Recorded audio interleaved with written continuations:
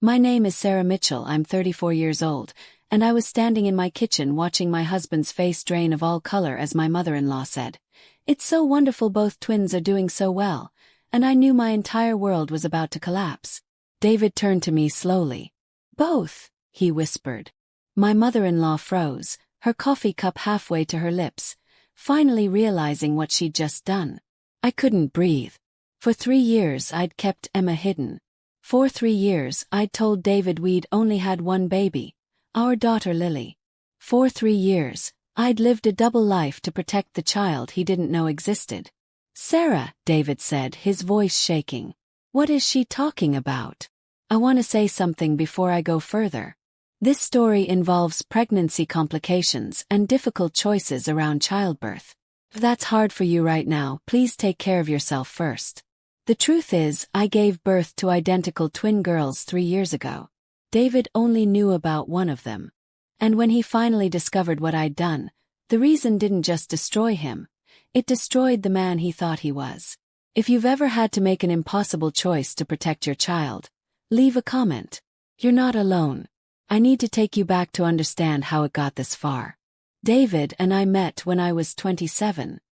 He was charming, successful, attentive in ways I'd never experienced. He made me feel like the center of his universe. We got married after a year. I was ready to start a family right away. But David always had a reason to wait. "Let's get the house first. Let's wait until my promotion.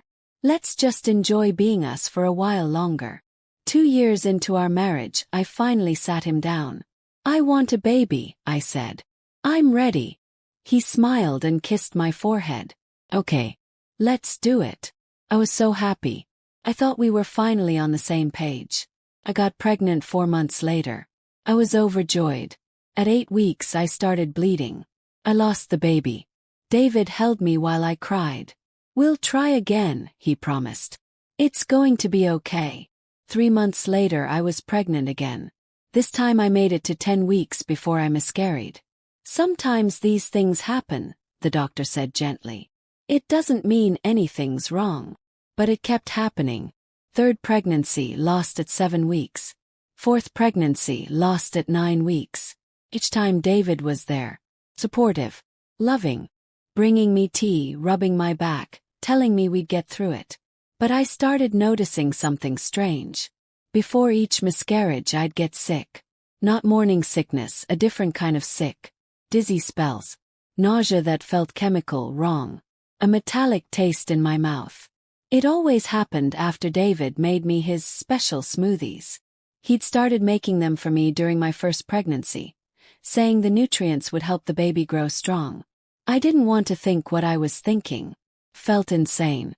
But after the 4th miscarriage, I couldn't ignore the pattern anymore. I went back to trying, but this time I dumped the smoothies down the sink when he wasn't looking. I told him I was drinking them. For 2 months, no pregnancy. David kept making the smoothies. I kept pouring them out. Then I accidentally got pregnant. At least that's what I told him. Truth was, I'd been tracking everything, trying without telling him, using the smoothie dumping window. This time I didn't get sick. No dizziness. No metallic taste. I made it past 8 weeks. 10 weeks. 12 weeks. David seemed tense. He made the smoothies more often. "You need to keep your strength up," he'd say, watching me drink. I developed a system. I'd take a sip in front of him, then pour the rest into a sealed container I kept hidden in my purse. I started keeping samples. I know it sounds paranoid. I know it sounds impossible. But I was terrified. And I needed to know. At 14 weeks, I took one of the smoothie samples to a private lab. I told them I thought my drink had been contaminated and I was pregnant and scared. 3 days later they called me back. "Ms. Mitchell, we found several concerning compounds in this sample. Given that you're pregnant, you should not consume this. We strongly recommend you speak to your doctor, and if you feel unsafe, contact the authorities." I sat in my car in the parking lot, shaking so hard I could barely hold my phone.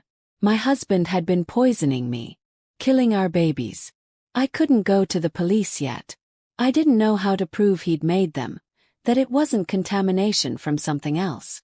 I needed more evidence. I needed time. Most of all, I needed to protect the baby I was carrying. I stopped drinking anything David made. I told him my doctor said I needed to avoid smoothies because of gestational diabetes risk. A lie, but he seemed to believe it. He found other ways. Prenatal vitamins he'd buy for me. Specialties. I took none of them when he could verify. I bought my own supplements and hid them. At 20 weeks I went for my anatomy scan. The ultrasound tech got quiet. "I need to get the doctor," she said. My heart stopped. Had the poisoning already damaged my baby? Was I too late? The doctor came in and smiled. "Congratulations," she said. "You're having twins." Twins. 2 babies. 2 lives I had to protect. I drove home in a daze. I had hidden samples, but not enough for a police investigation. David was careful, controlled. If I accused him and failed, I didn't know what he'd do. And if I told him about the twins, I thought about the pattern. For miscarriages. For times he'd watched me break. For times he'd held me while I grieved the babies he'd killed. If he knew I was carrying 2, would he try harder? Would he find ways I couldn't detect? That night, David asked about the appointment. "Everything looks good," I said. "1 healthy baby." He smiled and kissed me. "I'm so glad." I felt sick, but not from pregnancy. I made a decision that night. I would protect 1 baby at all costs, the one David knew about. I'd do everything right, everything visible. I'd let him think his secret was safe. But the second baby I would hide. Completely. I found a different doctor in the next county. I paid cash for private appointments. I told her the truth, that I was in danger, that I needed to document a twin pregnancy my partner didn't know about. She didn't judge me. "We'll keep you both safe," she said. For the next 4 months I lived 2 lives. Official appointments with our regular OB where we monitored the baby. Singular. And secret appointments where we tracked both twins. At 36 weeks, I went into labor. I told David I was going to my sister's house. Instead, I checked into a hospital 40 minutes away under my maiden name. I gave birth to identical twin girls at 2:47 and 2:51 a.m. They were perfect. 10 tiny fingers each. 10 tiny toes. Both crying, both healthy. I held them both for exactly 20 minutes. Then I called my sister Rebecca. She was the only person who knew the truth. "It's time," I said. Rebecca had been trying to get pregnant for 6 years. Multiple IVF rounds. Heartbreak after heartbreak. When I told her my plan 2 months earlier, she'd wept. "Are you sure?" she kept asking. "Are you sure?" "I need to know one of them is safe," I'd said. "Completely safe. With someone I trust more than anyone." Rebecca came to the hospital. We'd already arranged everything privately, carefully. I would keep Lily. Rebecca would raise Emma as her own. "When you're safe," Rebecca promised, holding Emma close. "When you've left him or put him in prison or whatever it takes, you'll have her back. I'm just keeping her warm for you." I went home with Lily. I told David I'd delivered at a closer hospital on the way to Rebecca's. Emergency C-section. Everything happened fast. He seemed relieved it was over. He was gentle with Lily, attentive even. But I watched him. And I kept documenting. For 3 years I played the perfect wife. I visited Rebecca for adult time twice a week, really to see Emma. I took videos. I nursed them both for the first year, pumping for Emma and lying about overproduction. I hired a private investigator. I kept every sample I'd saved. I built a case slowly, carefully. And I waited for the right moment to burn David's world down. I never planned for his mother to be the one who exposed it. But there we were. The secret out. David staring at me like I was a stranger. "Twins," he said flatly. "We had twins." "Yes," I said. "Where?" He stopped.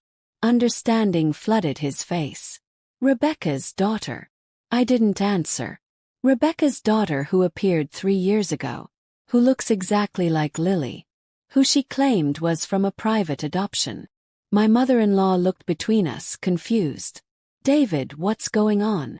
"Get out, Mom," David said, not looking at her. She left quickly. David sat down heavily. Why? He whispered. Why would you do that? And this is the part that destroyed him. I walked to our bedroom. I came back with a locked box.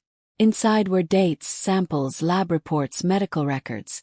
I placed it on the table between us. Because I know what you did, I said quietly. I know about the smoothies, the vitamins, teas. I know you killed 4 of our babies. And I know that if you'd known I was carrying twins, you might have succeeded in killing them too. His face went gray. I have samples, I continued. I have lab reports showing toxic compounds. I have a timeline matching every miscarriage to your supplements. I have recordings of you insisting I drink them. And I have 3 years of you being a loving father to Lily, which means you're capable of loving children. You just didn't want me to have them. David opened his mouth, closed it. His hands were shaking. I don't, he started. Don't lie, I said. I'm done with lies. I've spent 3 years gathering evidence. I have enough to bury you. Why didn't you go to the police 3 years ago? His voice cracked. Because I didn't have enough then. Because I was pregnant and terrified. Because I chose to protect my daughters first and get justice second. Pause. I'm filing for divorce tomorrow. I'm filing a police report. And you're going to let me have sole custody without a fight, or I release everything. To the police, to your employer, to everyone we know. He put his head in his hands. Why? I asked the question that had haunted me for 3 years. Why did you do it, David? He was quiet for a long time. I didn't want to share you, he finally whispered. I didn't want. I liked our life. Just us. The idea of a baby taking you away from me, I couldn't. I thought if it kept not working out, you'd eventually give up. My stomach turned. You killed 4 babies because you didn't want to share me? I never thought of them as babies yet, he said, and I heard the delusion in his voice. They were just possibilities.